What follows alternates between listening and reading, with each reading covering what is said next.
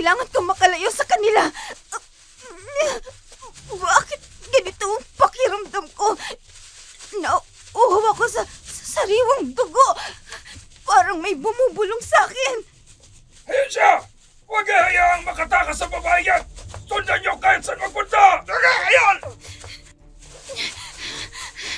Talaga, hindi nila ako titigilan.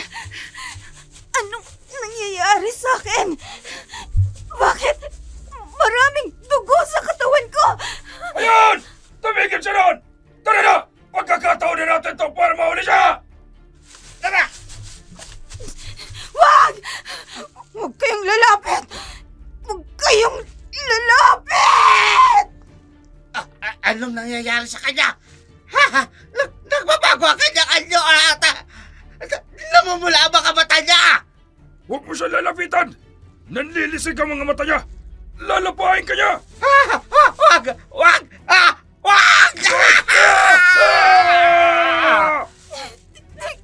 Hindi! Ano bang ginawa ko? Hindi ko gustong gawin ito sa inyo!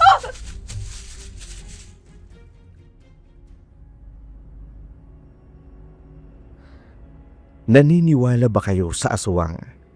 Paano kung ang taong mahal mo biglang nagbago at naging halimaw? Kakayanin ba ninyong tanggapin ang katotohanan kahit nakatatakot?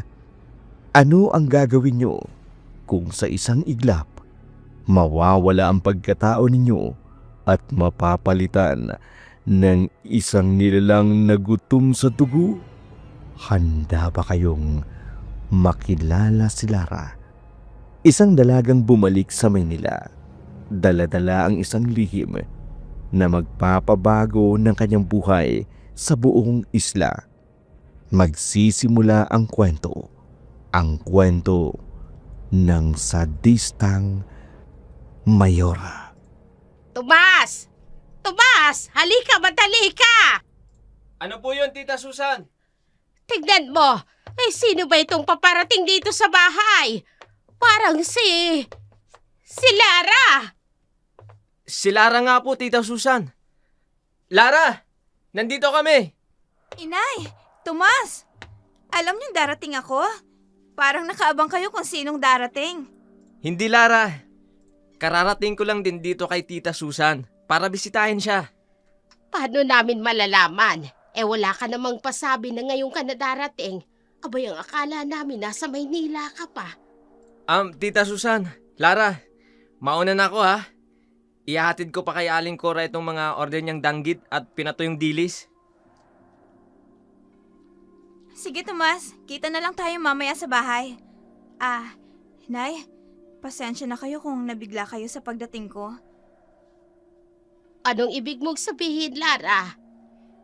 Nay, huwag po kayong mabibigla pero may kakaiba hong nangyari sa akin sa Maynila. Ano bang kakaibang sinasabi mo? Hindi ko humaintindihan eh. Pero simula nung gabing yun, parang may iba pang tao na naninirahan sa loob ko. Anong ibang pagkatao bang sinasabi mo, ha? Nay, alam kong hindi mo ako maiintindihan. Kahit ho ako, hindi ko rin maintindihan ang sarili ko. Anak, pakinggan mo ko. Kung may problema ka, narito ako. Ayusin natin. Lagi kong nakikita na may dugo ang kamay ko. Sige na, magpahinga ka na muna. Baka kailangan mong magpa-check up sa doktor. Nay, hindi doktor ang kailangan ko. Walang magagawa ang doktor na sinasabi niyo.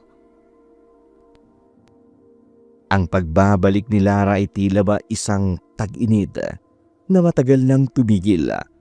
Makikita sa mata ni Susan ang ibinubulong ng kanyang isipan. Ang katotohanang si Lara pa rin ang anak niyang nawalay ng matagal na panahon. Sa kabila ng malamlam na tingin ni Lara, mababakas ang bigat sa dibdib na hindi kayang ipaliwanag ng kanyang isipan. Mga mahal kong kababayan, makinig kayong lahat. Ang islang kinatitirikan ng mga bahay ninyo ay kailangan na ng ating pamahalaang bayan. Gagawin na natin itong private resort. Sandali. Paano kaming nakatira dito? Saan ninyo kami patitirahin, Mayora? Naiintindihan kita, Mang Tino. Pero kailangan nating sumabay sa pagbabago ng panahon. Sisiguraduhin kong magbabago ang mga buhay ninyo. Tama si Mayora. Ang mama ko. Pagmasdan ninyo ang paligid. Ang mga sarili ninyo. Hindi ba kayo nandidiri? Napakadumi niyong tingnan. Hihina ang turismo kung mananatili kayo rito. Kaya dapat lang talaga na umalis na kayo. Mayora, hindi naman kami tumututol sa kaunlarang sinasabi ninyo. Pero bakit kailangan pang paalisin ninyo kami? Dahil kailangan ng islang ito, Mrs. Tiborcio. Pero may sapat na kabayaran kayong matatanggap mula sa pondo ng ating pamahalaan. Mukha yatang matagal nyo na itong napagplanuhan, Mayora. Lara, tama na. Nakapalibot ang mga armadong tauhan niya. Matalino ka talaga, Iha. Siguro nga, matagal na namin gustong mapaganda ang islang ito. Pagandahin? O wasakin ang isla para sa sarili nyong kapakanan? Maniwala ka, Iha. Ginagawa namin ang lahat ng ito para patuloy na magkalaman ng sikmura ninyo. Para sa amin ba talaga, Mayora? O para patuloy na busugin ang mga bulsa nyo? Habang nagpapatuloy ang mainit na diskusyon sa pagtitipon, tila hindi nakikita ng mga taga-isla ang nagsisimula ng mag-apoy na galit sa mga mata ni Lara. Sa gitna ng mainit na palitan ng mga mabibigat na salita at pagtitimpi, tanging si Lara lang ang nangingibabaw.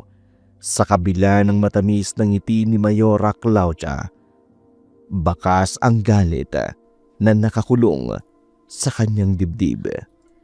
Ano na naman kayang kasinungalingan ang sasabihin ni Claudia? Magbibigay daw ng tulong para sa mga nasalanta nung nakaraang kalamidad. 2 bagyo nang dumaan dito sa atin sa isla, pero 1 beses lang sila magbibigay? Hayaan mo na, anak. Kahit papano, nakakatulong naman sa atin. Yung tulong para sa unang kalamidad, malamang nasa bulsa na naman nila. Mga gahaman sa pera. Muli po, isang magandang araw sa inyong lahat. Bubuksan na po natin ang ating open forum. Mayora, gusto naming malaman kung nasaan na yung pondo para sa unang kalamidad.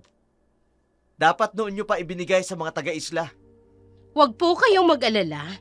Ibibigay namin ang para sa inyo. Nay, sino yun? Yung nakipag-argumento kay Mayora? Si Harold yun, anak. Marami siyang tanong sa mga nangyayari dito sa isla. Bakit kaya napakatahimik niya ngayon? Nung isang gabi, ang tapang-tapang niyang sagutin si Mayora. Hoy kayo! Huwag niyong pagbibintangan si Mayora.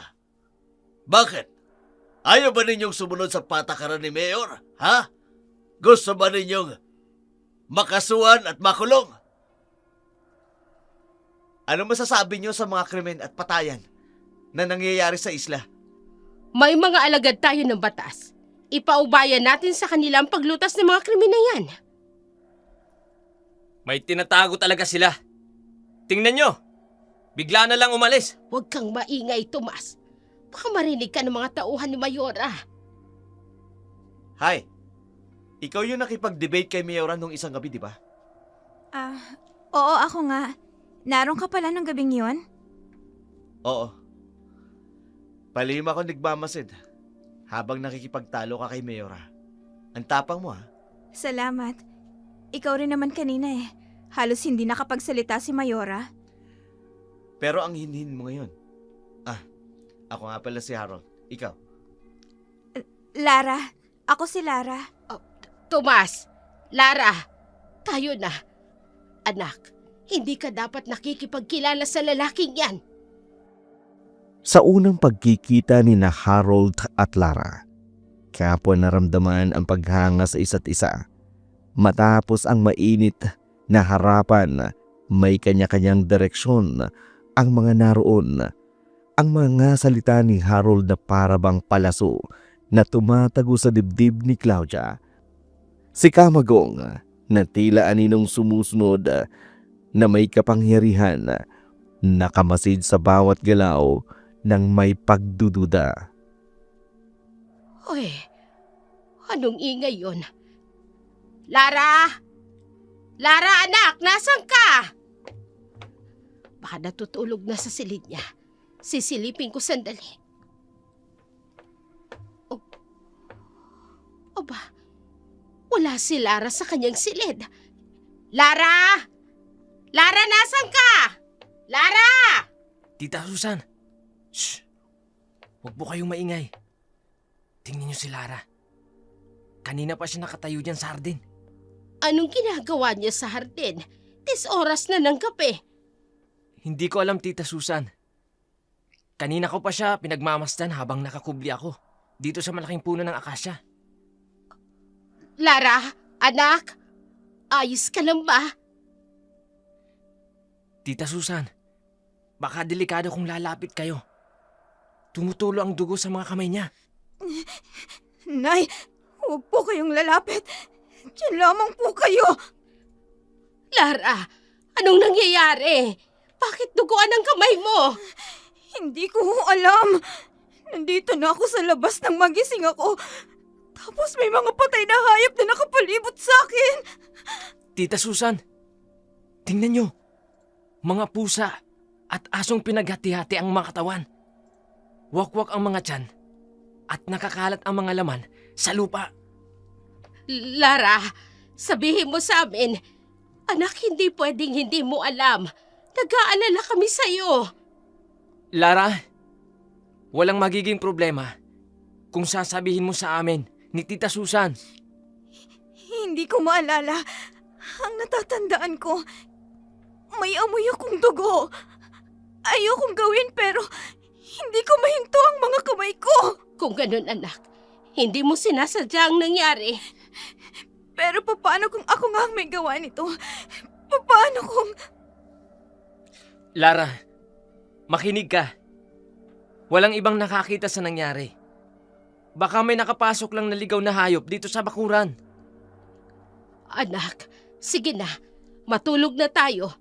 At bukas pagising mo, malalaman mong panaginip lang ang lahat. Para bang huminto ang oras ng gabing iyon. Sa hardin ng malawak na bakuran, kumikislap ang liwanag ng buwan, ang dugo sa mga kamay ni Lara habang nanginginig sa takot. Ang mga patay na hayop sa palibot ni Lara ay nagmistulang alay sa dilim. Si Tomas napako sa kinatatayuan dahil sa takot na baka ang pinsalang kilala niya mula pagkabata ay hindi na tao sa harap nila. Tita Susan, wala po ba kayong napapansin kay Lara? Hindi siya kumain kanina ng karning hinanda ko, kaninang umaga. Samantalang paborito niya yun dati. Napapansin ko rin, Tomas. Parang nandidiri siya sa pagkain at tahimik lang siya buong araw. Ano kayang nangyayari sa pinsan mong yan? Hindi ko rin alam, tita. Parang may tinatago siyang takot na hindi ko maintindihan. Ibang Larang nakikita ko ngayon. Naririnig ko kayo. Sinabi ko na sa inyo, hindi ko alam ang nangyari kagabi. Bakit ba ayaw niyong maniwala? Lara, anak, Huwag niyo na lang akong tawaging anak kung halimaw ang tingin niyo sa akin. hindi ganun ang ibig kong sabihin. Nag-aalala lang kami sa'yo. Lara, wala kaming iniisip na masama sa'yo. Gusto lang namin na maging maayos ka. Hindi ka namin sinisisi. Kung ano man ang nangyayari sa'yo, hindi mo kasalanan kung ano man yon. Gabi-gabi, may naririnig akong boses. Sinasabi niyang gutom siya. At tuwing ipipikit ko ang mga mata ko, may naaamoy akong malansang dugo ng hayop. Baka ang naamoy mo galing sa niluluto ng mga kapitbahay natin. Lara, anak, tama na yung pag-iisip ng kung ano-ano. Sasamahan ka namin ni Tomas kay Mang Muling. Magaling siyang albularyo. Anak, siguradong matutulungan ka niya. Sinabi ko na sa inyo, hindi Doktoro Albularyo ang kailangan ko! Ang kailangan ko, sagot sa mga nangyayari sa akin! Sa liwanag ng umaga, tila ba nababalot pa rin ng dilim ang paligid ng bahay ni Lara at Susan.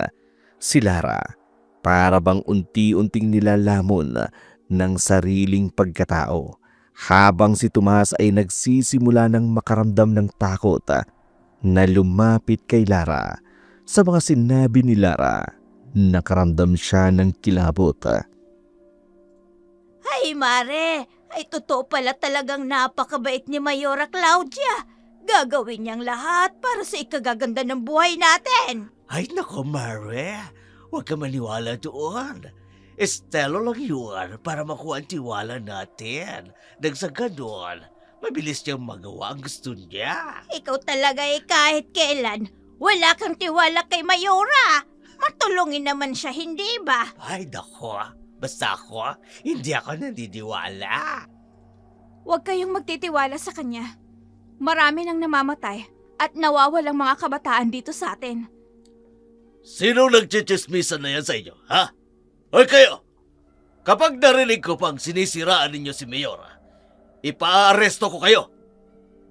Bakit, Kamagong? Nasasaktan ka ba kapag naririnig mo ang totoo? Alam niyo ba ang parusa sa paninirang ginagawa ninyo? Huwag niyong susubukan! Nagsasabi lang sila ng totoo. Natatandaan niyo po ba, Kamagong? Biglang nawala si Mang Boy matapos ninyong pagbantaan. 2 taon nang nakalipas. Tapos ngayon ano? Uulitin na naman ninyo? Mag-iingat ka, babae, sa mga sinasabi mo. Sa bayang ito, nawawala ang mga nangbibintang. Hindi ako natatakot sa inyo, Kamagong. Kayo ang dapat matakot. Baka isang gabi, kayo naman ang biglang mawala. Nabalot ng takot ang paligid matapos ang mainit na sagutan ni Lara at Kamagong. Si Lara nakatayo sa gitna ng mga naniniwala at naninira di umano'y kay Claudia. Ang bawat salita, bawat tingin ay para bang naghahatid ng mapanganib na babala. Kinagabihan, habang natutulog si Lara, nakaramdam ng matinding pananakit ng kanyang dibdib. Aray ko, ang sakit ng dibdib ko. Parang may kung anong nilalang na kumagat sa buong katawan ko. Gutom ako. Lara, kailangan natin kumain. Sino ka? Hindi ako magpapadala sa'yo. Tigilan mo ako! Hindi ka makakatakas sa sarili mo, Lara. Hindi ako halimaw. Kaya umalis ka sa katawan ko.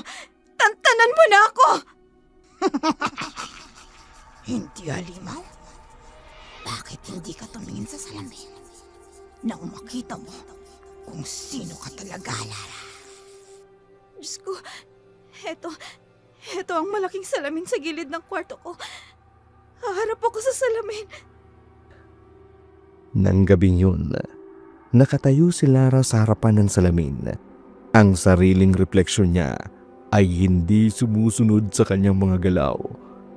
Nakangiti ito ng may mga matang nagliliwanag sa dilim. Tila ba huminto ang sandali ng mga oras na yun. Tanging ang mabagal na tibok ng puso ni Lara ang maririnig. Tita Susan! Lara! Tomas, anong nangyari? Si Mang Julio! Natagpo ang patay kaninang madaling araw doon sa dalampasigan ng isla. Ano? Ayan na nga bang sinasabi ko eh. Tita, anong ibig niyong sabihin? Noon pa man, ayaw ni Julio ng patakaran ni Mayora para sa mga mangingisda. Kaya madalas siyang nakikipagtalo sa namamahala sa palengke ng mga tauhan ni Mayora.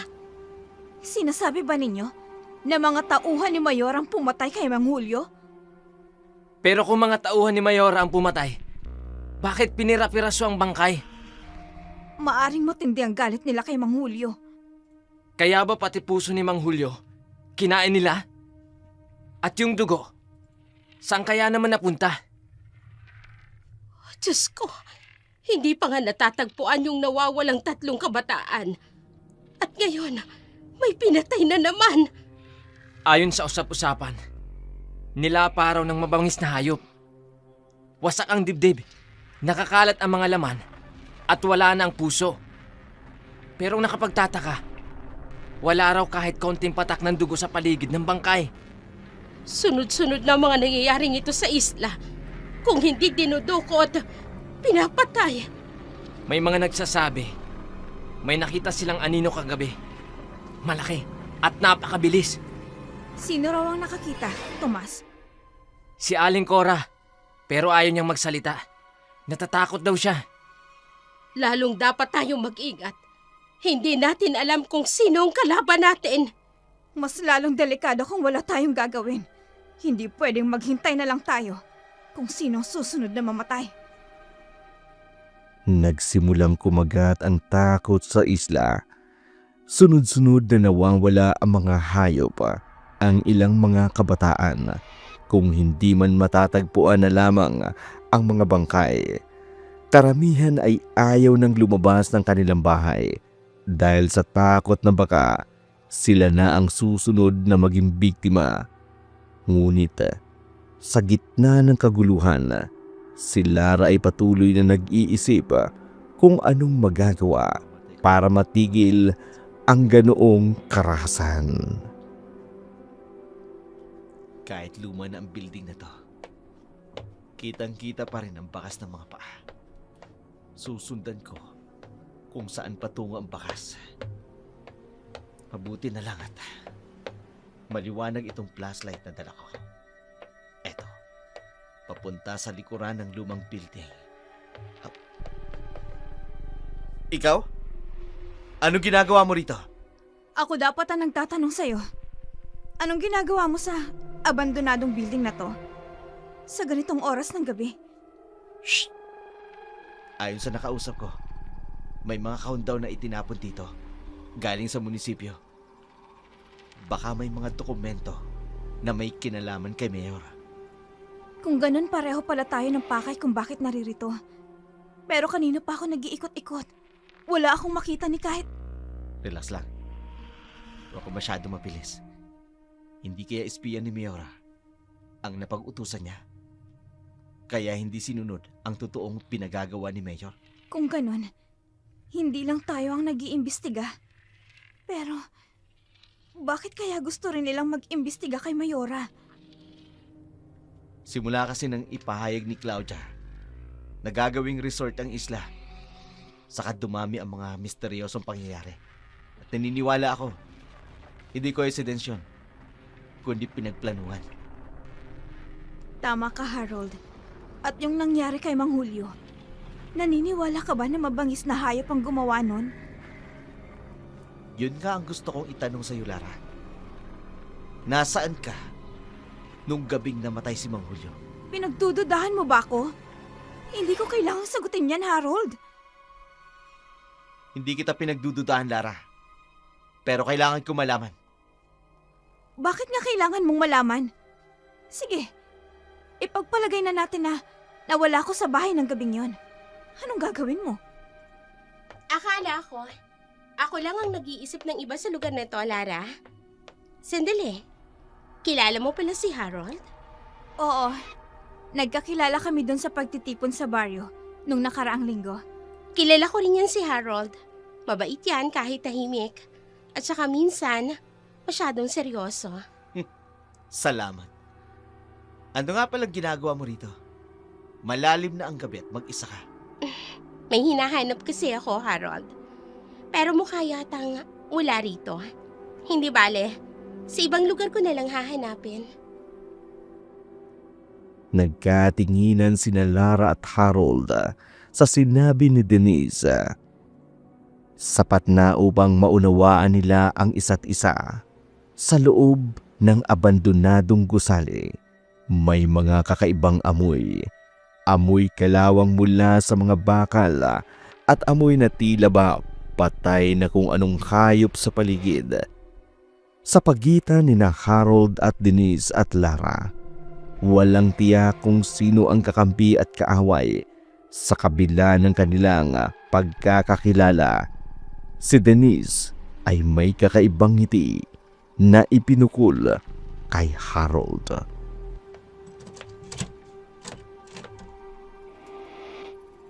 Good evening, Ma. Nandito na ako. Kasama ko nga pala si Harold. Magandang gabi po, Miora. Masyado ka namang formal, Harold. Tita Claudia na lang. Nandito lang naman tayo sa bahay. Sige po, Tita Claudia. Hindi ko alam may imbitasyon pala. Maupo ka na muna. Sandali lang ha. May kukunin lang ako. Ma? Si Denise kasi, masyadong makulit. Ang sabi niya, ikaw raw ang tipo ng taong dapat kong makilala. Napakabait mo raw. Totoo ba? Ganyan nga, Ma. Gusto kong magkakilala kayong dalawa na mabuti. Mabait yun si Harold. Pero minsan, napakatahimik. Minsan naman seryoso. Talagang ganyan ang mga kabataan ngayon. Kahit ikaw, hindi lang maibigay ang gusto. Magtatampo na kaagad. Naman, huwag niyo naman akong ibuking kay Harold. Kay talaga oo. Totoo naman, hindi ba? Sige na, Harold. Kumain ka na. Pasensya na nga po pala nung nakaraang araw. Marami po akong tanong sa inyo. Huwag kang mag-alala. Sa tagal ko ba naman sa politika, sanay na ako sa mga ganyan. Tita Claudia, bakit nga po pala itinatapon ninyo yung mga lumang dokumento ninyo? Paano nalaman niyang ipinagawa ko kay Arnaldo? Sino ka ba para mag-usisa sa pamamahay ko? Ma, kinakausap ka ni Harold. Nakatitig ka na lang sa kanya. Kuwan, ano kasi? Confidential. Oo, alam mo naman ang politika. Tamang hinala ko. May hindi maganda sa mga dokumentong yan. Sandali lang, Harold, ha? Kukuha lang ako ng dessert. Tita? Ano yun? Parang library? Parang gano'n na nga. Mahilig kasi ako magbasa ng mga libro patungkol sa politika. Kung gusto mong tingnan, sige lang, tingnan mo. Kumakain pa kasi ako eh. Pero sige po. Alin kaya dito yung magandang basahin? Hihiramin ko na lang kay tita. Teka. Gumalaw ang kinalalagyan ng libro. Itutulak ko. May pintuan sa likod ng cabinet. Papunta sa ilalim ng bahay. May basement sila. Harold, okay ka lang ba dyan? Opo. Opo, Tita Claudia. Wala po, may napili na po. Wala po ako napiling libro. Galing pa sa panahon ng lolo kong mga aklat na yan. Kaya alam kong hindi mo talaga magugustuhan.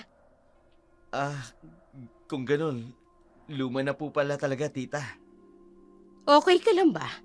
Pinagpapawisan ka at parang nanginginig ka. Mabuti na lamang at mabilis na naibalik ni Harold sa dating pagkakaayos ang cabinet. Naiwan si Claudia na tila ba sinusuring mabuti ang bawat sulok sa pagiging tahimik ni Harold.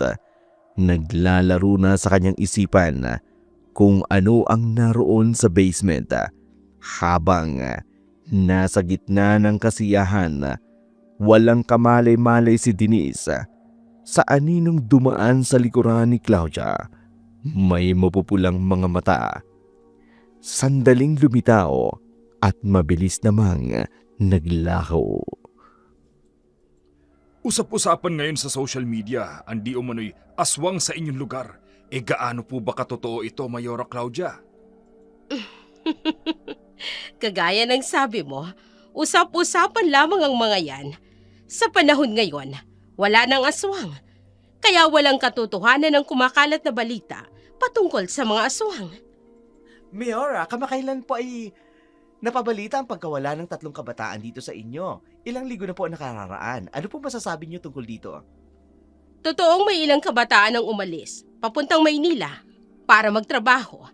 Ako pang nagbigay ng pamasahe sa kanila para makaluwas ng Maynila. Kaya malinaw na ang mga taong gustong manira sa akin, nagpapakalat lang ng chismis. Tungkol naman sa pagkamatay ng mangingis ng si Mang Julio, may mga nakakita raw na halimaw ang pumatay. Pero bakit kaya natatakot sila magsalita? Dahil wala silang matibay na ebidensya. Alam nila na maaari silang makasuhan kapag napatunayang nagsisinungaling sila. Walang halimaw. Ito ay propaganda lamang ng oposisyon para sirain ako. Walang halimaw dito. Ang totoong halimaw ay ang mga taong nagpapakalat ng maling impormasyon. Ano ang naisip ninyong paraan para maiwasan ang ganito mga pangyayari dito sa inyong nasasakupan, Mayor? Bilang tugon, inatasan ko na si Camagong na maging leader ng Special Task Force. Layunin ng samahang ito na paigtingin ang seguridad dito sa aming bayan. Tama ang naririnig ninyo. Ako si Camagong. Tapat at maasahan pagdating sa serbisyo. Parurusahan namin ang sino mang magpapakalat ng kasinungalingan at sisiguraduhin na mananagot sila. Kasinungalingan daw. Pero ang totoo, alam nila kung ano talaga ang totoo. Ang lakas ng loob ng Camagong na to. Ganyan silang mga nasa politika. Lahat ng sasabihin, pabor sa kanila. Teka, bakit ka may dalang kamera? Mas mukha ka pang taga-media kaysa sa mga nandito. Talagang sinadya ko to. Para madali tayo makapasok.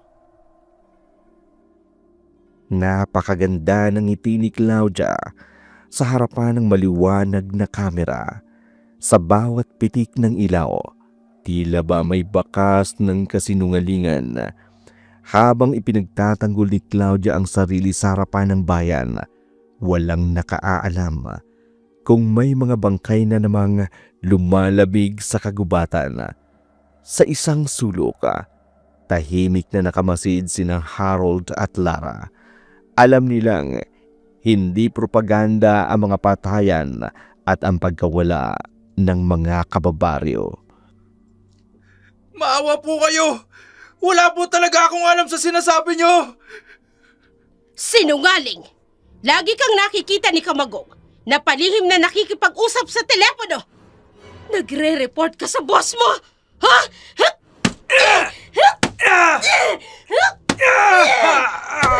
Hindi po totoo yun! Nagsisilungaling naman po si Camagong! At gagawin mo pang sinungaling si Camagong! Huwag ka nang magmatigas, bata. Alam ko naman nag-iispiya ka lang kay Mayora. Pero sige, gagawin ko sa'yo. Siguradong aaminin mo na.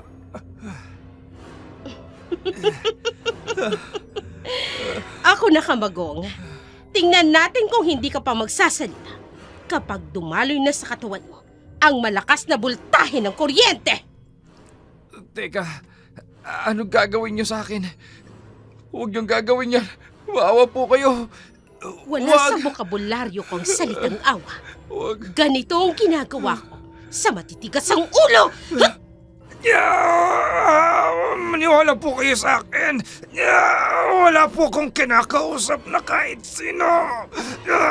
Maniwala po kayo. Hindi ako espiya. Kapag hindi ka nagsabi ng totoo, isusunod kita sa kanila. Camagong! Ipakita mo sa kanya. Hindi. Mga kaibigan ko. Omar, Japet, anong ginawa niyo sa kanila? Pinatay niyo ang mga kaibigan ko! Hayop kayo! Hayop!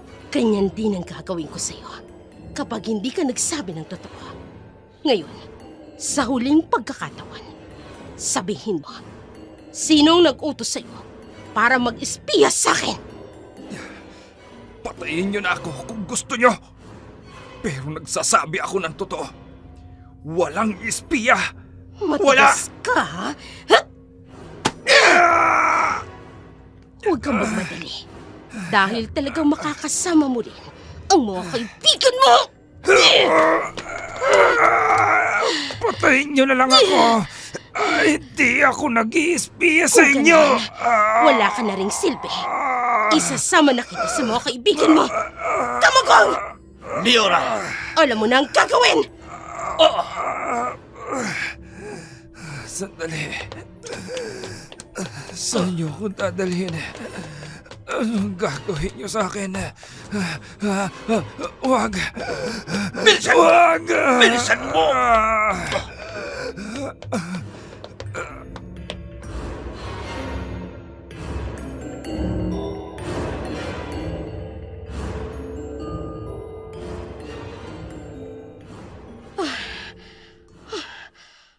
Anong nangyayari? Bakit ganito ang nararamdaman ko? Sa salamin, titignan ko. Bakit ganito ang mukha ko? Hindi ako to. Ang mga mata ko. Namumula ang mga mata ko. Hindi. Hindi ko yung ginawa. Hindi ko yung ginawa. Imposible!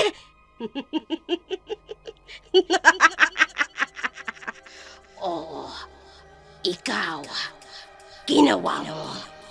Ginawa nating dalawa.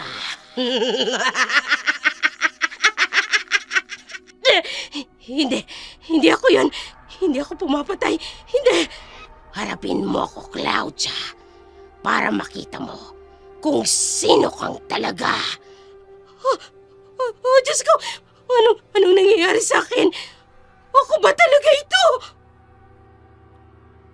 Sa bawat sulok ng basement, may bakas na mga taong hindi nakalalabas.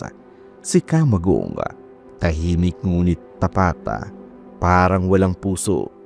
Habang sinusunod ang lahat ng utos, sa ilalim ng liwanag ng ilaw, nakatayo si Claudia habang nanginginig ang buong katawan.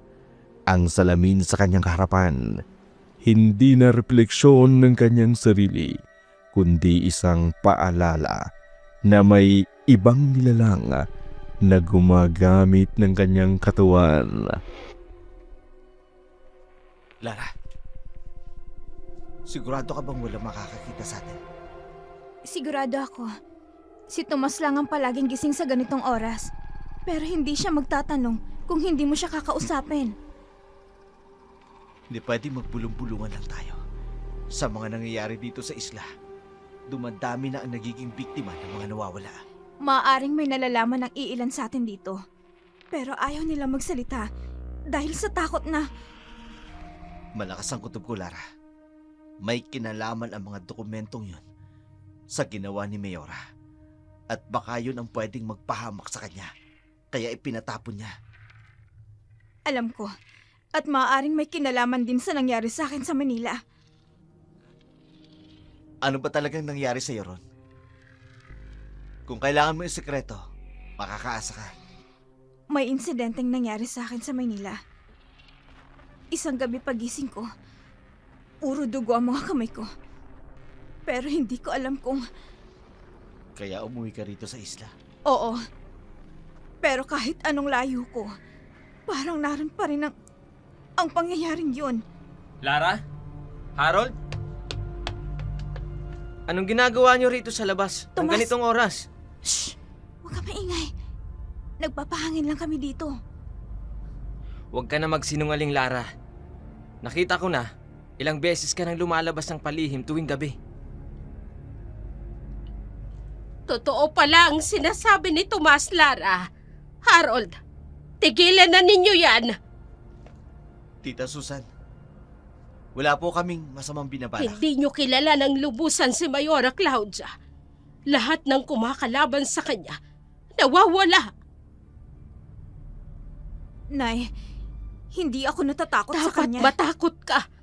Dahil kahit ako, nararamdaman kong may itinatago ka rin, Lara. Nay, anong ibig niyong sabihin? Alam kong may kakaiba sa'yo. Mula nang dumating ka, laging malamig ang hangin sa loob ng bahay. Habang humahaplos ng malamig na hangin sa gabi, tila ba may mga matang nagmamasid sa bawat galaw ni Lara at Harold. Ang mga lihim na sinisikap nilang itago ay unti-unti nang nabubunyag sa mga taong malalapit sa kanila. Si Susan, para bang kakambal na ng takot at kaba, ramdam sa kabilang bahagi ng kanyang isipan, para bang bumubulong na may kinalaman ng anak sa mga nangyayaring karumal-dumal. Narinig niyo ba? May nakita na naman bangkay kagabi doon sa dulo ng isla, pero hindi raw taga rito.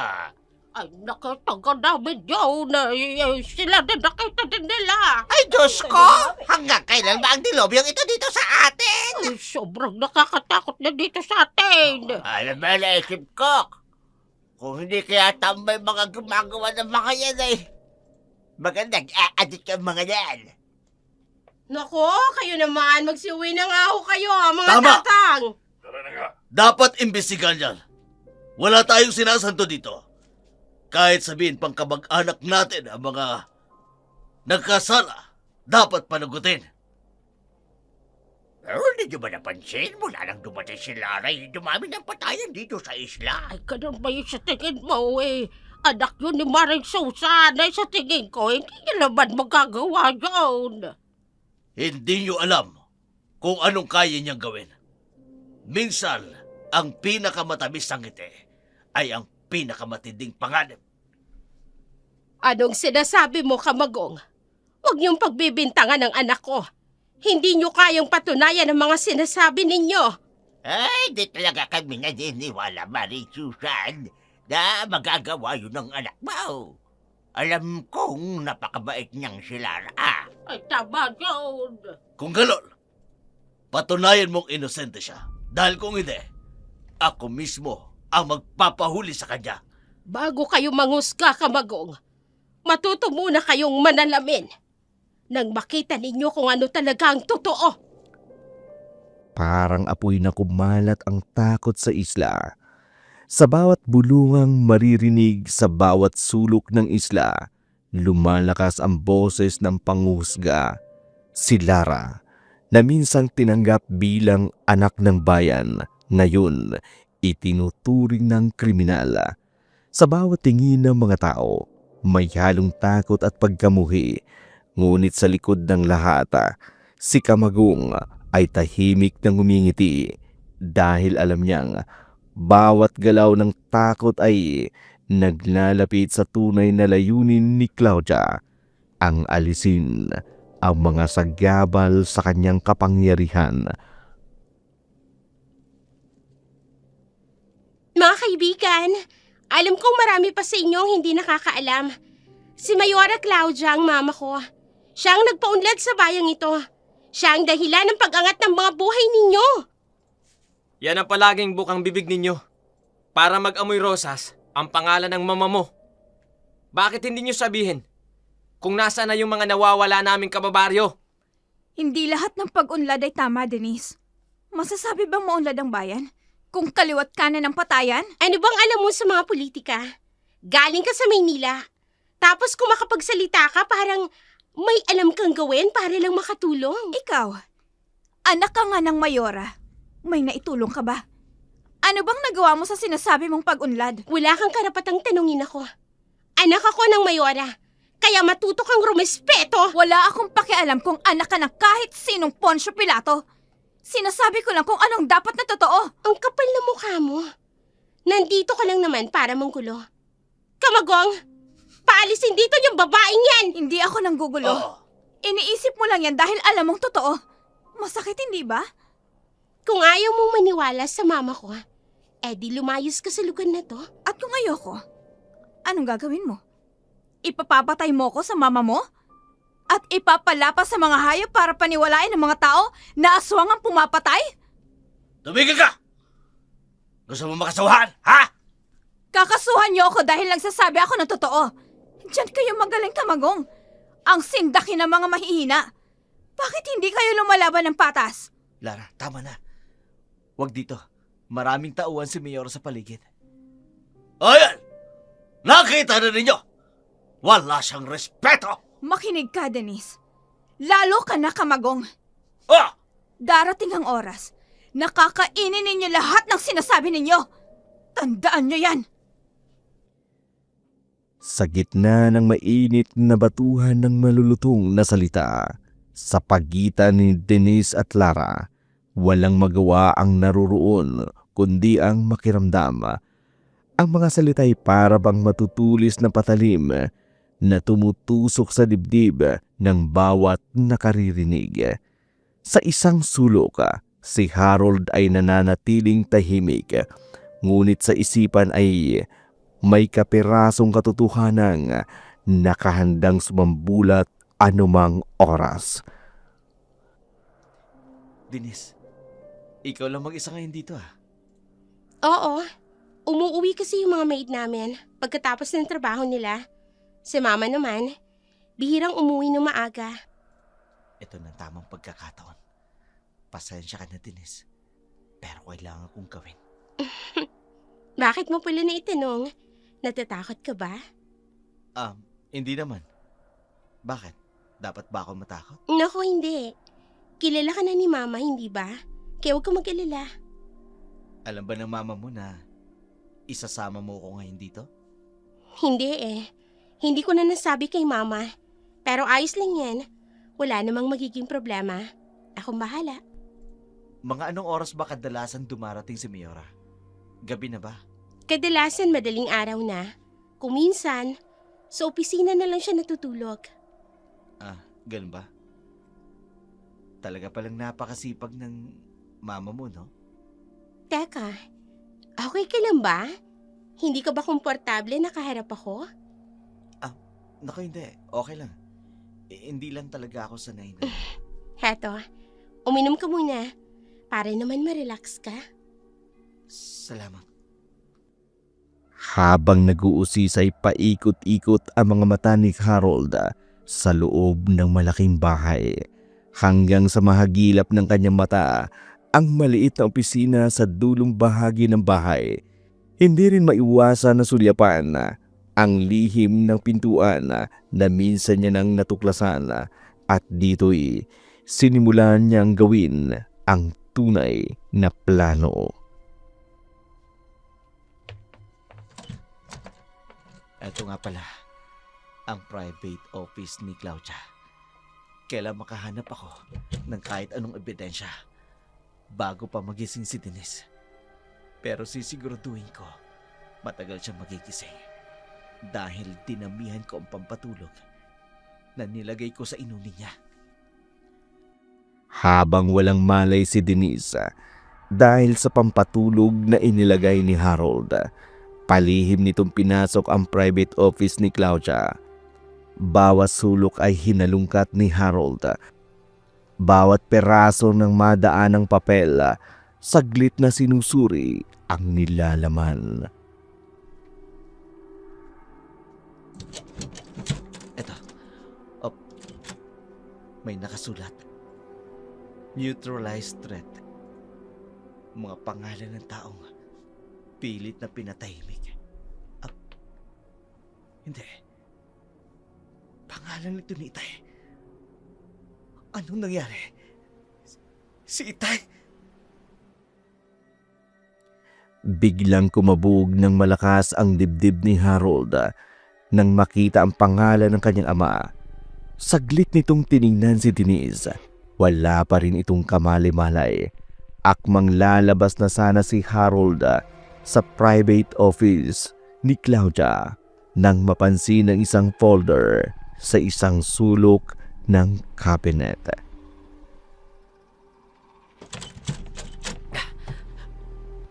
Ano kayang laman ng birth certificate? Lara Delgado. Si Lara? Kay Lara ang birth certificate na to.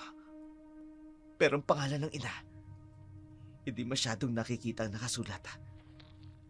Bakit naririto sa private office ni Claudia ang birth certificate ni Lara? Maingat na kinuha ni Harold ang mga papel na naglalaman ng kanyang mga natuklasan Dali-daling lumabas habang tangan ang mga dokumentong palingon-lingon habang tinutungo ang kinaroroonan ni Denise habang nasa ilalim pa rin ito ng pampatulog na inilagay niya. Nang matiyak na tulog pa rin si Denise, nagmamadaling lumabas ng malaking bahay si Harold.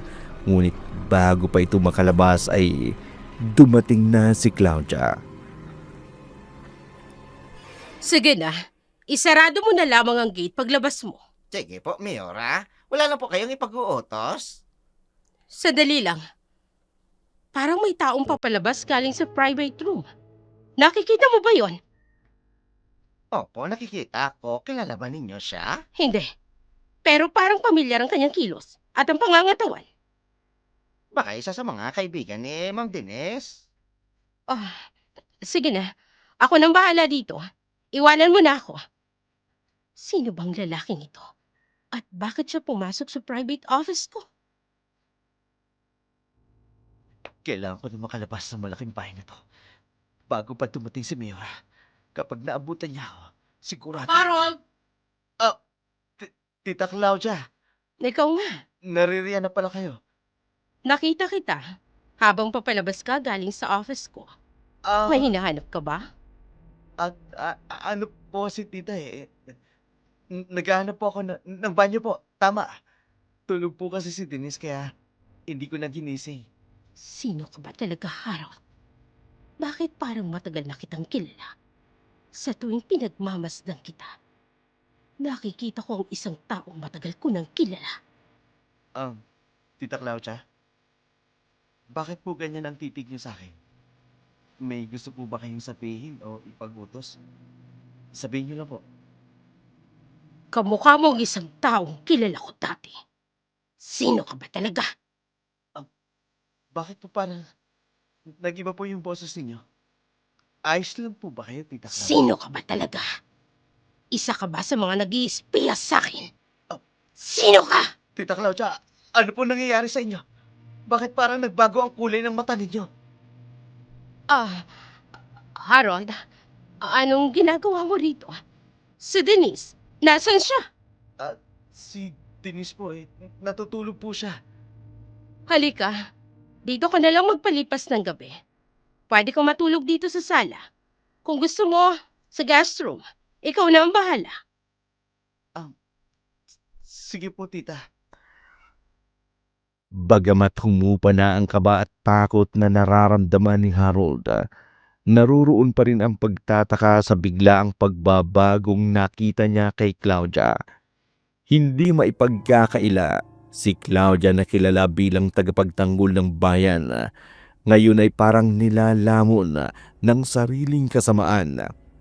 Habang si Harold na dati puno ng katanungan, ngayon may hawak ng katotohanan na mas mabigat pa kesa sa bala. Harold, anong ginagawa mo dito sa kwarto ko? Kailangan matapos ang pagkukunwari ninyo. Dapat nang malaman ang totoo. Harold, ano bang sinasabi mo? Ano yung mga papel na hawak mo? Alam mo ba talaga kung sino ang nanay ni Lara? Ano? Sino? Si Claudia. Ang mama mo. Ang tunay na ina ni Lara. Hindi. Hindi totoo yan. Hindi ko kapatid si Lara. Eto. Ayan. Ang katotohanan. Pareho kayong anak ng halimaw. Mas lumalim ang gabi habang unti-unting nababalot ng katahimikan ang buong bahay. Subalit ang katahimikan ay mas malakas kesa sa kulog, kasabay ng matalim na kidlat. Dahil sa napakalakas na buhos ng ulan sa labas, ang ihip ng hangin ay parabang hininga na mas mahirap pakawalan. Sa mga sandaling yun, alam ni Harold na hindi siya ligtas at si Denise habang nakatitig kay Harold ay unti-unting nakararamdam ng bigat ng pakiramdam. Harold, bakit gusto mo dito tayo magkita? Malayo na ito sa baryo. Halos wala na mga taong pumupunta rito. Gusto ko lang makasiguro na walang makakakita sa atin, Denise. Malalim na ang gabi. Madilim na ang bahaging ito ng baryo. Wala nang masyadong mga bahay rito. Kaya nga, dito ko gusto magkita tayo. Ligtas sa mapanghusgang mga tao. Pero bakit kailangan natin magkita ng patago? Alam naman sa baryo na anak ako ni Mayor at kaibigan mo ko. Hindi lahat ng nakakakilala sa atin mapagkakatiwalaan. Mas mabuti yung tayo lang ang Teka nakaalam. nga, sandali. Ano ba talagang pinaplano mo, Harold? Bakit ganyan ang mga sinasabi mo? Hindi pwedeng manahimik na lang ako sa mga natuklasan ko. Harold, anong ibig mong sabihin? Ano ba talagang binabalak mo? Wala naman. Marami akong sasabihin sa'yo. Para magawa ko yan, kailangan kong gawin ito. Harold, anong gagawin mo? Huwag kang lalapit! Huwag kang lalapit! Huwag kang matakot. Hindi kita sasaktan. Ano gagawin mo sa... Pasensya ka na, Denise. Ito lang ang alam kong paraan para malaman mo ang lahat ng natuklasan ko. Nang hina ng tuluyan, nawala ng malay si Denise nang ipaamoy ni Harold ang hawak nitong maliit na peraso ng tela. May kung anong nakahihilong inilagay doon si Harold. Nang bumagsak si Denise, mariing pinagmasdan ni Harold ang paligid. Nang matiyak na walang tao sa paligid, dali-daling binuhat ang lupaypay na si Denise. Ilang minuto lang na paglalakad sa madilim na bahagi ng gubata, narating na ni Harold ang safe house sa kabilang bahagi ng isla. Narito na tayo. Ilang sandali na lang magigising ka na. Pero kailangan kong igapos ang mga kamay mo. Hindi ko alam kung ano maaari mong gawin kapag nagising ka.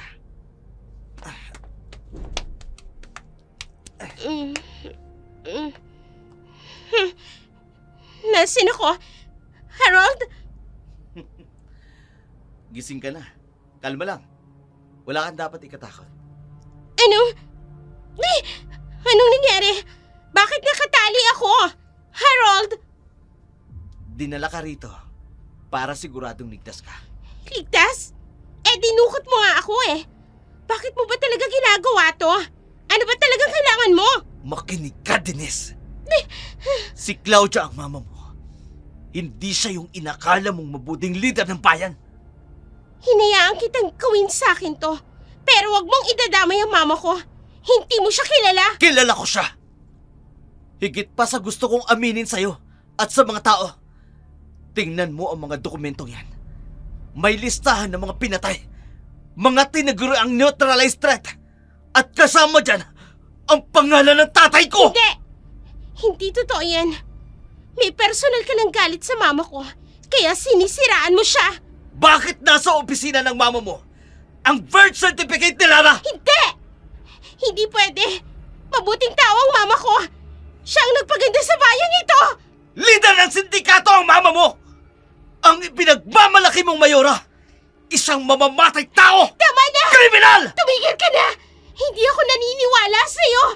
Kahit ano pang sabihin mo, maniniwala pa rin ako sa mama ko! Kahit hindi ka maniwala, mananatili ang katotohanan. Hindi magbabago ang katotohanan. Kriminal ang mama mo! Mamamatay tao!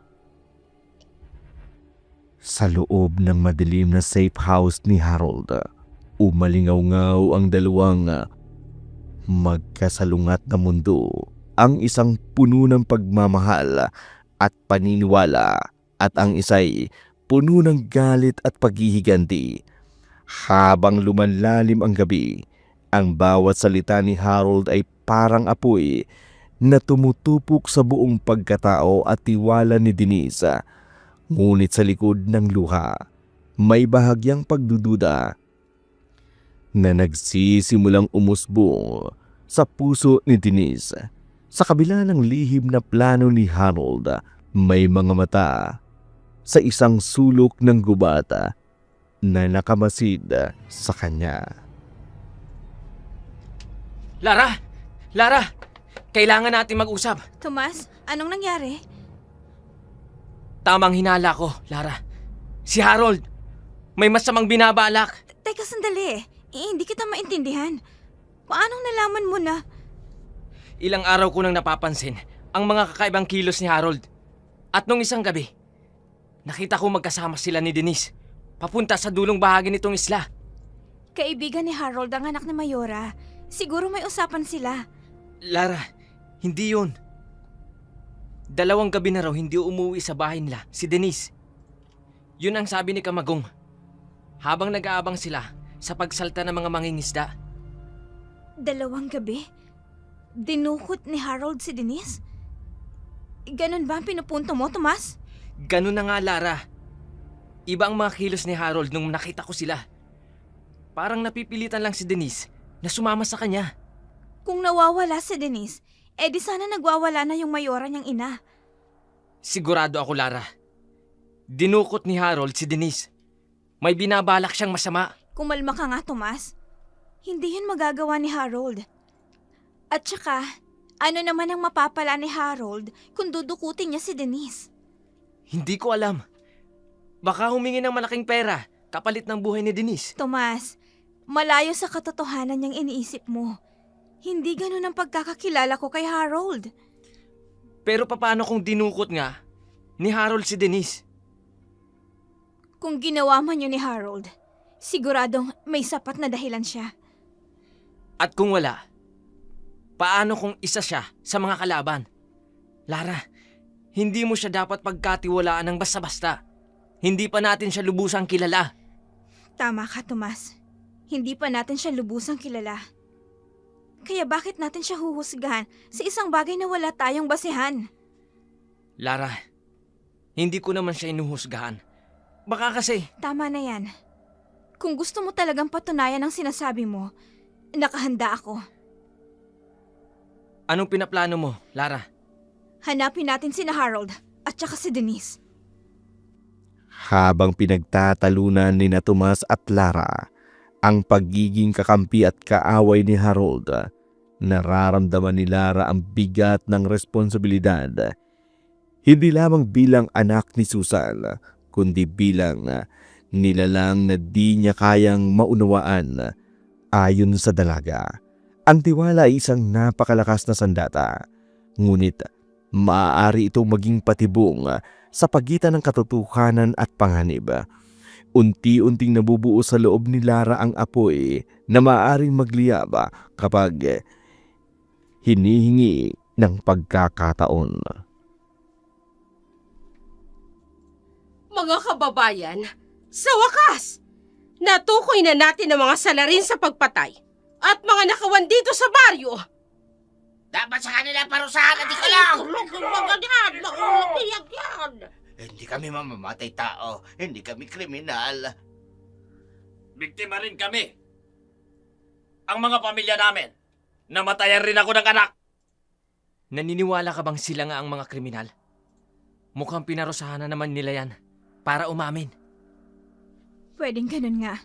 Maaaring totoong mga adik ang mga yan. Pero hindi talaga silang mga kriminal. Adik? Pero hindi kriminal? Anong ibig mong sabihin? Katulad sa Manila, maraming adik pero hindi mamamatay tao. Dahil sa matinding problema, kaya sila umaabot sa puntong yun.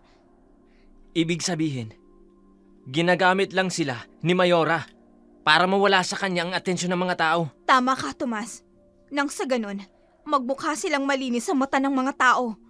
Ay, kayong dalawa, ano na naman ang pinag-uusapan ninyo? Tita Susan, akala ko ba ayaw mong sumama dito? Naririto sila. Pagmasdan ninyo mabuti. Sila ay mga adik, mga tambay. Kung kailan mga nagkaedad, saka gumawa ng katarantaduhan, walang pakinabang sa lipunan. Sila ang mga tunay na halimaw na gumagambala sa atin. Para maniwala kayo. Eto, may mga ebidensya kaming nakuha sa kanila. May mga baril at ipinagbabawal na gamot. Ay, Diyos ka, mga limaw pala talaga ang mga ito. Talaga yun. Buti na lang Nadinig mo yan? Walang awa. Bakit kami maniniwala?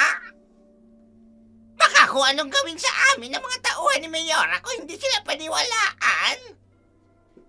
Kung maniniwala kayo, dahil lang natatakot kayo, hindi mawawala ang takot na nararamdaman ninyo. Tomas, ano ka ba? Baka marinig ka ng mga tauhan ni Mayora. Hayaan yung marinig nila, inay. Para makita na hindi tayo natatakot sa kanila. Hindi pwedeng takot ang laging mangingibabaw. Hindi tayo papayag na lamunin ng dilim ang ating bayan. Sisiguraduhin kong mapaparusahan silang lahat. Handa na ang lahat, Mayora. Hinding-hindi na sila makatatakas. Ano sa tingin mo, Kamagong? Napaniwala ba natin sila? Sa tingin ko, Mayora. Pero yung anak ni Susan, yung pinsan niyang si Tomas, mukhang hindi naniniwala. Sa gitna ng sigawan ng mga tao, natatabunan ng matinding takot ang katotohanan. Ang mga matang saksi ng mga buhay na nawala ay bulag sa harapan ng mga may kapangyarihan. Ang tunay na mga halimaw ay nakangisi habang nilalasap ang sarap ng tagumpay. Si Kamagong, ang anino sa likod ng kapangyarihan, patuloy na nabubuhay sa kasinungalingan. Habang sa madilim na gabi, may mga matang lumuluha, mga pamilyang nawalan, mga boses na sumisigaw ng hustisya. Sigurado ka na ba sa gagawin natin, Lara? Sigurado na ako, Tomas. Kung ayaw mong sumama, hindi kita pipilitin. Iwan mo na ako dito sa gubat. Lalakad ako mag-isa. Hindi, Lara. Sasamahan kita. Hindi kita hahayaang mag-isa. Ako ang nag-isip ng masama kay Harold. Kaya kailangan kong patunayan. At sana nga malang hinala mo, Tomas. Teka, sandali. Dito. Dito sa bahaging ito ng isla. Nakita si Denise at Harold. Pero, wala nang daan kung saan patungo ang bahaging ito. Pero, sa may bahaging ito, biglang nawala. May lagusan sa likod ng malaking bato. Lara, tingnan mo. Madali. Tomas, tama ka nga. May hindi magandang ginawa si Harold. Hindi makapaniwala si Lara sa natuklasan na lihim sa bahaging iyon ng isla. Agad nilang sinundan kung saan patungo ang makipot na daanang iyon. Ilang sandali lang ay nakarating sila sa kabilang bahagi ng isla. Nanlaki ang mga mata ni Lara nang tumambad sa kanilang safe house, ang pinagtataguan ni Harold. Harold, anong gagawin mo? Huwag mo akong iwan dito! May nakita akong paparating dito. Dito ka lang. Kapag natiyak ko may kakampi sila, babalikan kita. Naintindihan mo? Harold! Ano ba? Saan ka ba pupunta? Harold! Papalapit na siya dito sa safe house na kinaroroonan ko. Kunti na lang. Itatara ko sa dibdib mo ang patalim na hawak ko. Oras na makalapit ka sa akin. Kunti na lang. Ngayon na. Hatop! Harold! Harold, tama na yan! Huwag kayong lalapit! Papatayin ko kayo! Harold! Huwag mong ituloy ang anumang binabalak mo. Hindi namin kasamang lalaking yan. Harold, ako to, si Lara. Kasama ko si Tomas. Hindi mo kami kaaway. Kakampi mo kami. Pasensya na. Pasensya na, Tomas, Lara. Harold, ano tong ginagawa mo? Nasaan si Denise? Anong ginawa mo sa kanya? Naroroon siya sa loob. Sumuko siya sa akin. Hindi ko siya nasaktan. At wala akong ginawa ng kahit ano sa kanya. Pero bakit kailangan dukutin mo siya? Pwede kang makasuhan ng kidnapping sa ginawa mo. Para ipakita at ipaliwanag sa kanya ang mga natuklasan ko. Eto, naririto ang lahat ng kademonyohan ni Mayor Claudia.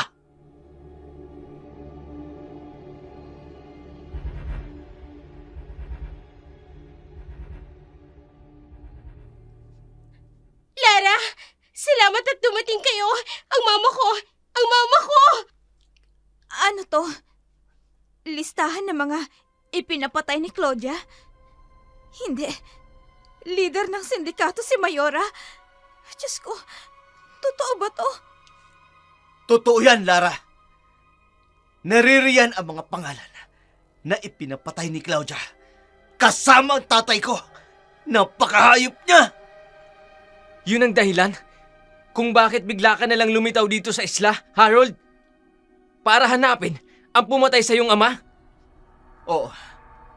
At ngayong alam ko na, pagbabayarin ko siya sa ginawa niya sa ama ko. Papatayin kita, Claudia. Papatayin kita! Hindi totoo ito. Hindi ko matatanggap. Imposibleng magagawa ito ng mama ko. Hindi! Tomas, Lara, hindi na tayo safe dito. Hindi ko alam kung paano nila ako nasundan. Pero yung lalaking napatay ko kanina, siguradong tauhan siya ni Mayora. At maaaring papunta na sila dito sa oras na to. Tomas, alalayan mo si Denise. Sumunod kayo sa akin. Dali, sa likuran tayo dumaan. Mama! Nalinti ka na. Lara, huwag mong hahayaang makuha nila si Denise. Ang mga dokumento, ingatan mo mabuti. Isang tauhan ni Claudia ang palihim na nakapasok sa loob ng lumang safe house. Pero kaagad din itong napatay ni Harold. Subalit ang pagkakapatay nito'y isang mensahe para kay Claudia. Matapos ang mainit na paglalantad ni Harold ng mga natuklasan, nagmamadali silang lisanin ang safe house kasama sina Tomas at Lara. Habang si Denise ay tila ba nakalutang sa hangin dahil sa masakit na katotohanang ibinunyag ni Harold. Kinulat mo naman ako, Harold. Imagine, alam mo palang safe na ito. Higit pa sa alam mo, Mayora, nakasisiguro ako na hindi sa'yo ang safe house na to. Huwag kayong magkakamaling kumilos nang hindi ko magugustuhan. Pasasabugin ko ang ulo ninyo! Harold, anong gagawin natin? Armada ang mga tauhan ni Mayora. Kamagong, huwag mo silang tutukan ng baril. Hindi naman gulo ang pinuntahan natin dito. Ma! Totoo ba ang sinasabi nila? Totoo ba ang lahat ng narito? Denise, anak, bakit ka narito? At bakit nasa iyo ang mga dokumentong yan? Ibalik mo sa akin yan. Paano mo nakuha ang mga yan? Hindi mo na kailang malaman pa. Pero sigurado ako na ikaw ang pumatay sa ama ko! Mama, totoo ba? Sagutin mo ako! Totoo ba? Totoo ba na leader kayo ng sindikato? Oo! Totoo ang lahat ng sinasabi nila. Pinatay ko silang lahat. Walang makapipigil sa akin. Kahit ikaw, Denise! Anong nangyayari sa kanya? Biglang nagbago ang itsura niya. At ang boses.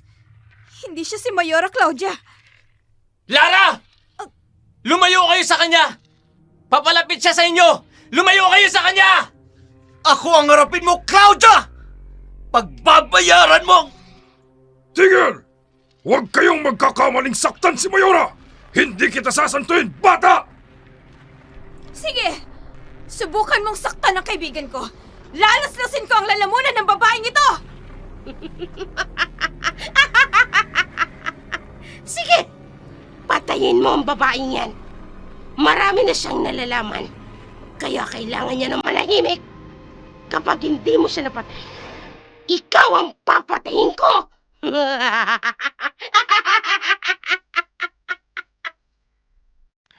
Mabilis na naagaw ni Claudia ang baril ng isang tauhan nito. Agad itong ipinutok sa ulo ng isang tauhan. Kasunod dito, ang biglaang pagdilim ng paligid ng buong safe house. Sa kadiliman, maririnig ang mabibigat na yabag na nakakikilabot na ungol ng isang nilalang. Nang bumalik ang liwanag, namangha sina Denise at Tomas sa kanilang nakita. Denise! Anong nangyari? Bakit nakabulagta lahat? Ang mga tauhan ni Mayora Claudia. Hindi ko alam. Si Lara! Nasaan si Lara? Lara! Lara! Walang makapipigil sa akin. Papatayin ko kayong lahat. Gaya ng ginawa ko sa kanila. Harold! Harold, mag-iingat ka! Nasa ilalim ng kapangyarihan ng demonyo, si Mayora Claudia! Wala siyang magagawa dahil itinali ko ang buong katawan niya sa malaking poste ng semento. Sino ka ba talaga, ha? Bakit mo ginugulo ang buhay namin ng mama ko? Ako, ang tunay na leader ng sindikato. Ginamit ko lang ang katawan ni Claudia para makapagpatuloy sa paggasik ng kasamaan. Bakit ang mama ko? Mabuti siyang tao. Marami siyang ginawang mabuti para makatulong sa iba. Para mo nang awa. Palayain mo na ang mama ko. Mahina si Claudia. Biktima siya ng sarili niyang ama. Kaya ako pumasok sa katawan niya para protektahan siya. Kung gusto mo siyang protektahan, maraming paraan. Umalis ka sa katawan ni Claudia! Huli na ang lahat. Hindi ko na siya maaaring pakawalan. Ako na ang nagkokontrol sa kanya. Harold? Anong gagawin niya? Kinuha niya ang baril ng nakabulagtang tauhan ni Mayora. Hindi. Babarilin niya si Mayora. Harold! Harold, wag! Maawa ka! Denise, anak! Hindi ko alam. Hindi ko ginusto ito. Hindi, anak! Mama, nakikilala mo na ako. Huwag kang maniwala sa kanya. Ako ang totoo. Ako ang Mayora na yung ina. Denise! Huwag kang lumapit sa kanya! Nililin lang lamang ng halimaw na yan! Hindi siya ang mama mo! Hindi! Itiwan mo ako! Harold! Tulungan mo ako! Hindi ako makahinga! Tulong! Bitawan mo siya! Ako ang harapin mo! Lara? Alam kong ikaw yan. Sige, durugin mo siya. Halimaw laban sa halimaw. Matagal kong hinintay ang pagkakataon na to na magharap tayo. Ganun na lamang ang pagkabigla ni na Harold at Denise nang biglang dumating ang kakaibang anyo ng nilalang. Hindi makikita kay Tomas ang pagkabigla sa paglabas ng nilalang na iyon. May bahagi sa kailaliman ng isip ni Tomas na nagsasabing si Lara ang halimaw na yun. Baka sa mukha ni na Denise at Harold ang takot. Habang nagbubuno ang halimaw laban sa ibang pagkatao ni Claudia, samantalang si Tomas tila ba natutuwa na pinanunood ang labanan. Alam ko na ang totoo, Lara. Sinabi sa akin ni Tomas, armado ang mga tauhan ni Claudia, kaya mag-iingat ka. Hindi ko sila hayaang makalapit sa akin. Hindi kayo magtatagumpay, mga hangal! Harold! Tumingin ka sa likuran mo! Susugurin ka nila! Mabilis na nakailag si Harold sa patalim ng tauhan ni Claudia. Nang makakuha ng buwelo si Harold, inundayan ng sunod-sunod na saksak sa dibdib ang isang tauhan. Nang lingunin niya si Lara, buong lakas nitong sinaksak ang dibdib. Ang armadong lalaking gamit ang matulis na kuko ng kanyang kamay. Bago pa maiputok ang baril sa isang armadong lalaki, mabilis na tumakbo si Lara at sa isang iglap, tumago sa katawan nito ang matulis na kuko ni Lara. Sumirit ang dugo at tumalsik pa sa mukha ng dalaga. nang bunutin nito ang pagkakabaon. Mama! Tama na! Itigil mo na to! Ang labang ito ay matagal nang nakatakda, Denise. Dahil sa pakialamero mong kaibigan, ako ang simula. At ako rin ang magwawakas!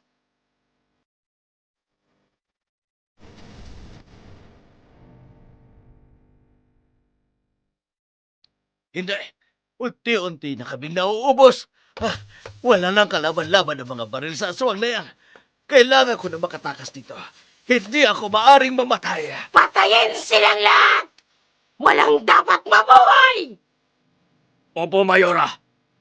Huwag silang hahayaang makatakas. Nagkakagulo ang lahat. Putukan, sigawan at malalakas na ungol ng aswang tuwing susugurin nito ang mga tauhan ni Claudia. Umaalingaw-ngaw din ang tinig ni Claudia sa tuwing nagbabagong anyo ito. Denise, tumakas na tayo.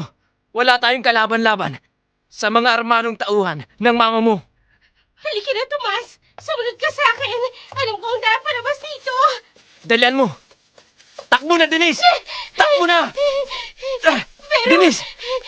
Bakit bumalik ka ba? Hindi ko kayang iwanan ng mama ko! Denise, makinig ka! Nasa ilalim ng kapangyarihan ng demonyo ang mama mo. Pero paano siya?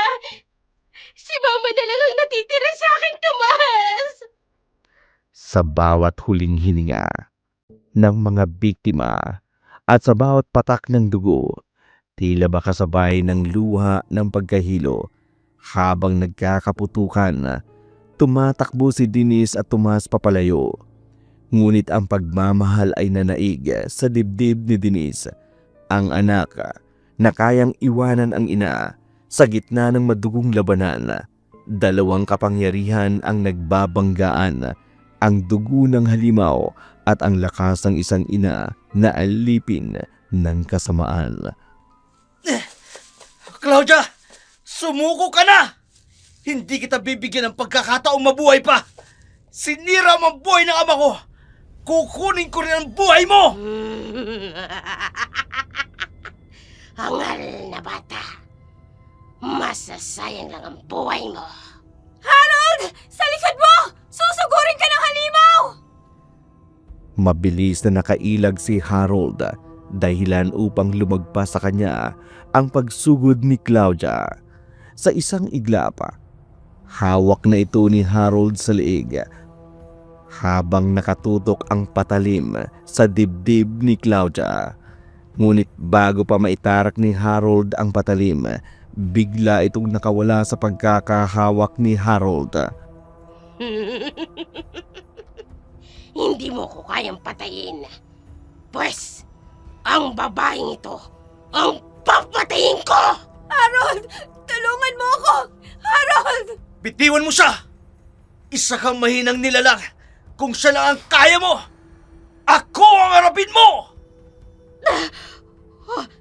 Hindi. Lara, hindi ko sinasadya. Huwag mo siya sasaktan! Anong nangyayari sa kanya? Bakit natatakot siyang patayin si Lara? Harold, anong nangyayari kay Mayora? Bakit parang takot na takot siya? Baka natauhan na siya, kaya natatakot siyang lumaban. Mayora! Mayora! Ako nang tatampo sa babaeng ito. Huwag mo siyang pakikialaman! Masama ito, Lara. Bakit pinoprotektahan kaya? Siguradong may pinaplano siyang iba laban sa'yo. Hindi natin alam, Harold. Pero kung ano man ang pinaplano niya, nakahanda akong harapin siya. Sa isang iglapa, parang huminto ang labanan. Ang mga balay tila natigil sa ere at ang mga sigaw ay naging mga bulong na walang tinig. Sa likod ng mga nasugatan ng bala at durog na katawan na gawa ng halimaw, isang katotohanan ang lumitaw. Ang pakikipaglaban ay hindi para sa bayan, kundi para sa dugo at pagkatao. Si Harold, puno ng galit, bigla nawala ng lakas. nang mapagtanto ang kanyang kalaban ay biktima rin. Mama, hindi ko kayo iiwan. Itigil niyo na to. Denise, hindi siya ang mama mo. Bakit napakahirap ninyong paniwalaan ako? Gusto ko na magbago, pero hindi niyo ako matanggap. Tama na! Hindi mo na kami malilinlang, Claudia! Kailangan mo tapos na ang kasamaan mo! Lara! Tigilan mo siya! Aling Susan! Lumayo ka sa kanya! Hindi siya si Lara! Lara, makinig ka sa akin! Itigil mo yan! Siyang!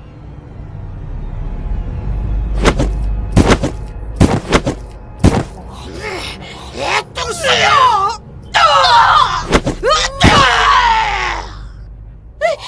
Ma! Hindi! Si Lara! Aswang si Lara! Pinatay niya si Mama! Ay, Diyos ko! Claudia! Claudia! Aling Susan, patay na si Claudia. Napatay siya ni Lara.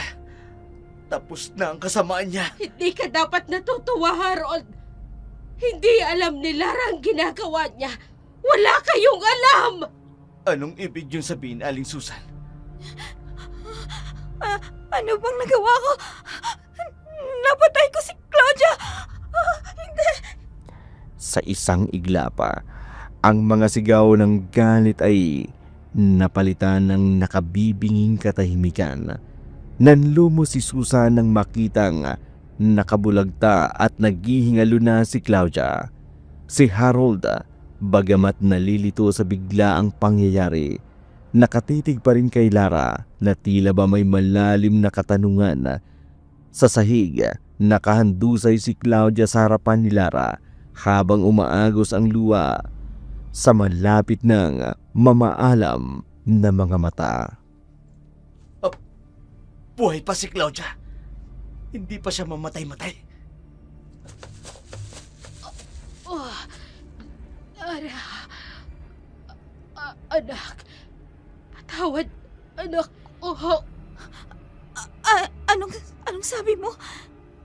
Kahit ano pang sabihin mo, hindi mo na kami mapapaniwala pa, Claudia.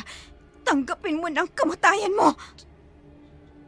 Si Susan, siyang nakakaalam ng lahat, anak. Patawarin mo ko. Ginawa ko ang lahat para protektahan ka. Patawad. Ano?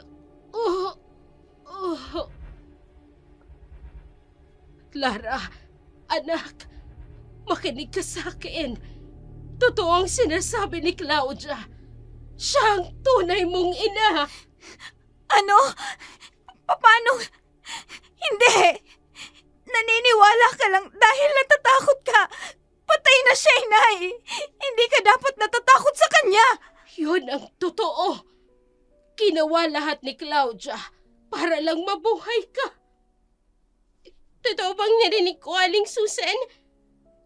Anak din ni Mama si Lara. Kapatid ko siya.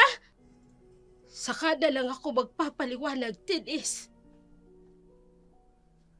Bibigyan ko kayo ng sapat na oras para maintindihan ninyo ang lahat. Pero ngayon, kailangan muna nating makalabas dito. Baka may natitira pang mga tauhan ni Claudia. Tita Susan! Harold! Si Kamagong nakatakas!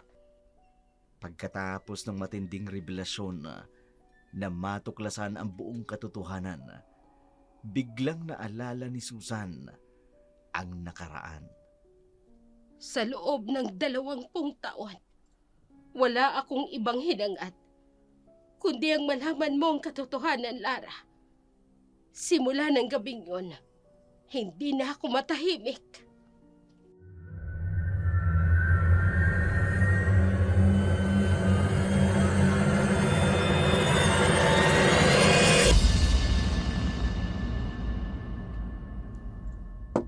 Susan! Susan, si Claudia ito! Tulungan mo ko! Susan! Claudia, anong ginagawa mo rito? Bakit dala-dala mo yung anak mo? Susan, tulungan mo ko. Narinig kong nag-uusap sina Carlos at ang mga tauhan niya. Pinapadukot niya ang anak ko. Kalahating milyon ang pabuya sa sino mang makakadukot kay Lara. Ayokong ilayo niya sa akin ang anak ko. Anong gusto mong gawin ko, Claudia? Eto, kunin mo ang anak ko, itago mo. Dalhin mo siya kahit saan. Basta malayo kay Carlos. Sige na, Susan. Parang awa mo na. Sige, akin ang anak mo. Salamat. Maraming salamat. Eto, malaking halagang laman ng sobra na yan.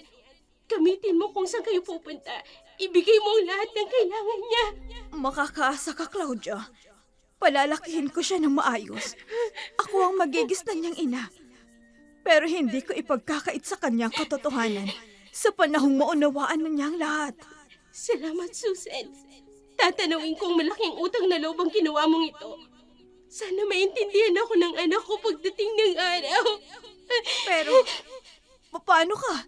Siguradong papatayin ka ni Carlos kapag nalaman niyang itinakas mo ang anak ninyo. Kaya kong harapin si Carlos. Kung kinakailangan makipagpatayan ako sa kanya, gagawin ko. Basta alam kong ligtas ang anak ko. Sige na, Claudia. Umalis ka na. Sa araw na mag-cross ang landas ninyong mag-ina, ako mismo magsasabi ng katotohanan.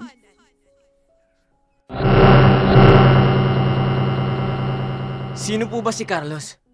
At gano'n na lamang ang pagnanais niya napatayin si Lara. Siya ang kasalukuyang mayor ng panahon na iyon. Nagkaroon sila ng lihim na relasyon. Hanggang sa nabuntis at nagkaanak si Claudia. Sa takot na magkaroon ng political issue, kaya gusto niyang mawala ang kaisa-isang ebidensya na maaaring makasira sa kanya. Nagsakripisyo pala si Claudia para mabuhay si Lara. Mali pala ang pag-aakusa natin sa kanya. Lahat ng pinatay ni Claudia sa katauhan ni Claudine ay mga taong may banta para kay Lara. Kasama na roon ang tatay mo, Harold. Tinangka niya ring dukutin si Lara kapalit ng malaking halagang ibibigay ni Carlos. Ang bawat salitang binitiwan ni Susan ay parang patalim na unti-unting pumuputol sa pagitan ng katotohanan at pagmamahal. Halos madurog ang buong pagkatao ni Harold sa bigat ng katotohanan. Sa gitna ng kalungkutan, si Denise at Lara ay yakap ang malamig na bangkay ni Claudia, umaasang may natitira pa kahit isang pintig para sa huling paalam. Lara, anak, huling gabi ngayon ni Claudia, ng mama mo. Ano bang plano ninyong magkapatid pagkatapos nito? Hindi ko po alam, Inay Susan. Hanggang ngayon, hindi pa rin ako makapaniwala. Masama ba ang loob mo sa akin? Dahil hindi ko nagawa sa tamang panahon ang pangako ko sa mama mo. Hindi po, Inay. Salamat sa pag-aalaga at pagmamahal na... Ano ka ba? Ginawa ko yun dahil anak kita. Kahit minsan, hindi ko inisip na hindi kita tunay na anak, Lara. Sana mapatawad ako ni Mama. Hindi ko sinasadya. Napakatagal kong hinusgahan siya. Hindi ko nakita ang sakripisyo niya para sa akin. Mabait si Claudia. Alam kong sa oras na ito, napatawad ka na niya, Lara. Aling Susan, Lara, kami na muna ang magbabantay kay Tita Claudia. Magpahinga na muna kayo sandali. Si Tomas na rin mag-aasikaso sa mga nakikipaglamay. Okay lang ako, Harold. Denise, huwag niyo akong alalahanin. Sige, sasamahan ka na lang namin dito sa pagbabantay kay Mama. Hoy, sige. Maiwan ko muna kayo. Harold, ikaw na munang bahala sa kanila. Tawagin mo na lang ako kung may kailangan kayo. Sige po.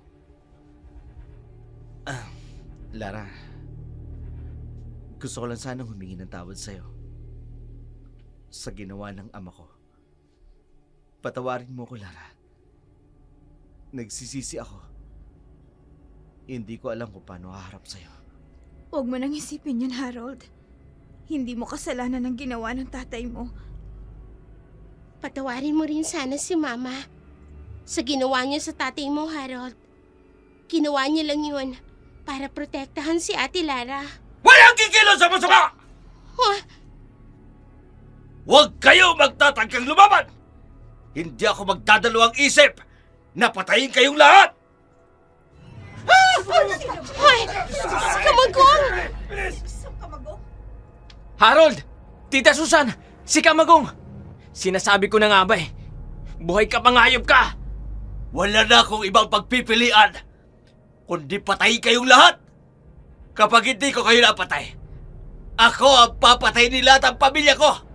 Matagal na ako nagsisilbi sa bayan, pero ito pang mapapala ko. Sama-sama tayo sa impyerno! Kamagong! Huwag ka na magtanggang lumaban! Sumuko ka na ng maayos! Hindi ako susuko! Ipaglalaban ko ang pamilya ko. Wala nang saysay ang pamilya ko kung bubuhayin ko pa kayo! Mukhang hindi na siya madadala sa pakiusap. Men, munta kayo. Kunin natin si Kamagong. Patay man o buhay. Si Kamagong, desperado na siya na pumatay at mamatay. Ibig sabihin, biktima rin siya ng sindikato. Huling pagkakataon, Kamagong! Ibaba mo ang baril na hawak mo! Sumuko ka na! Bumagsak ang katawan ni Kamagong na parang isang imahe ng kasalanan. Sumisirit ang dugo dahil sa tama ng baril ng may mga kapangyarihan. Sa kanyang pagbagsak, baka sa mga mata ang kagustuhang lumaban para sa pamilya. Sa isang saglit, nauunawaan nila na hindi siya halimaw kundi isa rin siyang biktima ng sistemang nilamon ng kapangyarihan at kasakiman. Lara, Denise, sigurado na ba kayo na dito na muna kayo sa bahay ng mama ninyo mamamalagi? Opo, Inay Susan. Dadalaw na lang kami sa inyo paminsan-minsan.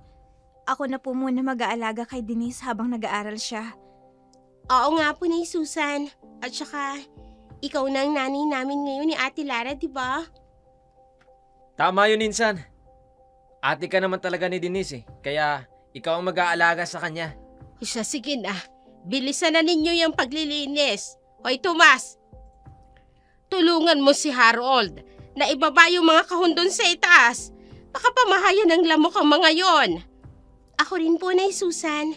Gusto kong tumulong sa paglilinis para madali na lang na matapos. Ay, sige na. Tulungan mo na lamang ang Ate Lara mo sa kusina. Tita Susan! Lara! Madali kayo. Tingnan nyo to. Nakuha ni Harold sa ilalim ng mga lumang papel na nakatambak sa silid ni Claudia. Ni Tita Claudia pala. Lara, huwag ka mabibigla. Lumang diary ni Mayora ang mama mo. Akin na. Babasahin ko. Para kay Lara, anak ko. Alam kong darating ang araw na mababasa mo ito, Lara, anak. Sana sa araw na yon, nasa tamang gulang ka na para maunawaan mo kung bakit kailangan kong gawin yon. Ginawa kong lahat ng yon para protektahan ka. Mahal na mahal kita, Lara. Anak, lahat ng ginawa ko para sa'yo. Mama, patawarin niyo ako. Patawad, Uma. Kung alam ko lang, mas gugustuhin kang mamatay na kasama kayo, Mama. Umagos ang mga luhang matagal nang pinipigil ni Lara, kasabay ng katotohanang nagbigay ng liwanag sa mga pusong may katanungan at pagdududa. Sa kabila ng lahat, ang mga damdamin ay kailangang palayain para harapin ang landas na tatahakin. Nagpaalam si Harold, ngunit walang nakaalam kung saan siya pupunta. Kung magkikita pa sila ni Lara ay walang nakaalam. Si Tomas, nananatiling mapagmasid, na ngayon ay isa ng tagapagpatupad ng katahimikan sa kanilang baryo dahil itinanghal siyang chief tanod ng kanilang barangay. Dennis, bakit gising ka pa? Hating gabi na. Anong nangyayari sa'yo? Namumula ang mga mata mo at tumutulo ang laway mo? Ate Lara, ang sakit ng dibdib ko. Parang may ibang tao sa katawan ko. Nauuhaw ako. Parang gusto ko ng sariwang tugo ng hayop.